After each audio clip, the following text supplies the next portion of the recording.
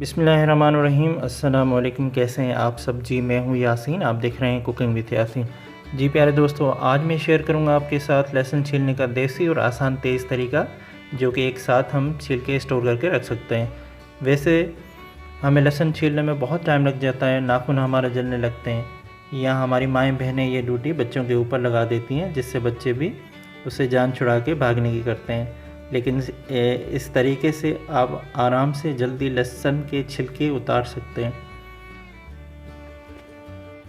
तो हमने लिया है तकरीबन आधा पाव लहसुन।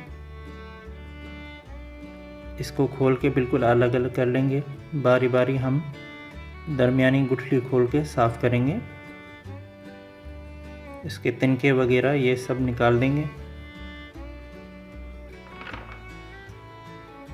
आज के इस डिजिटल दौर में इसके बड़े एडवांस और डिजिटल तरीके भी होंगे, लेकिन ये देसी और आसान तरीका है।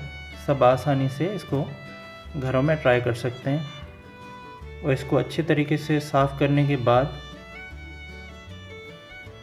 हम इसमें शामिल करेंगे गंदम का आटा 3 खाने का चम्मच।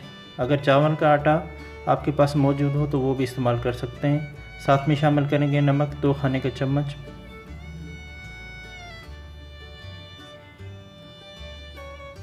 और फिर थोड़ा सा मिक्स करेंगे।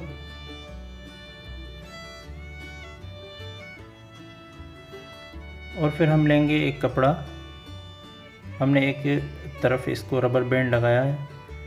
आपके पास अगर कोई कपड़े का थैला हो तो आप उसमें भी डाल सकते हैं। हम इस कपड़े में लहसुन डाल देंगे और ऐसे ही कपड़े को दोनों तरफ से पकड़ के और फिर इसको आटे गूंदने की तरह या फिर ऐसे ही अच्छे से हम 2-3 मिनट तक इसको मस लेंगे। ऐसे 2-3 मिनट मसलने से इसकी गुठलियाँ नरम हो जाएंगी। और फिर थोड़ा सा इसको किचन के शेल्फ पत्थर पे मारेंगे ताकि इसके पीसेस नरम हो जाएं।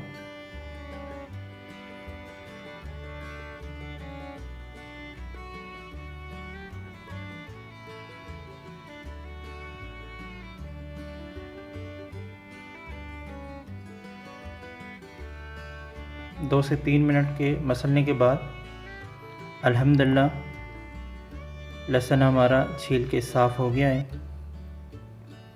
देखा आपने, हमारा घंटों का काम मिनटों में हो गया।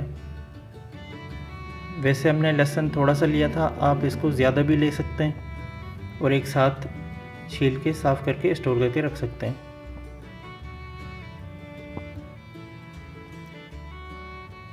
अल्हम्दुलिल्लाह ये देखें, माशाल्लाह साफ़ सुथरा, बगैर किसी नाखून, बगैर किसी उंगली के छीलने के।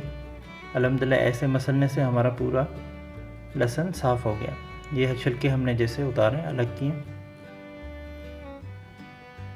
तो मेरे प्यारे दोस्तों, अगर आपको ये हमारा लहसुन छीलने का तरीका अच्छा लगा तो हमारा चैनल सब्सक्राइब करें, वीडियो को लाइक और शेयर ज़रूर करें।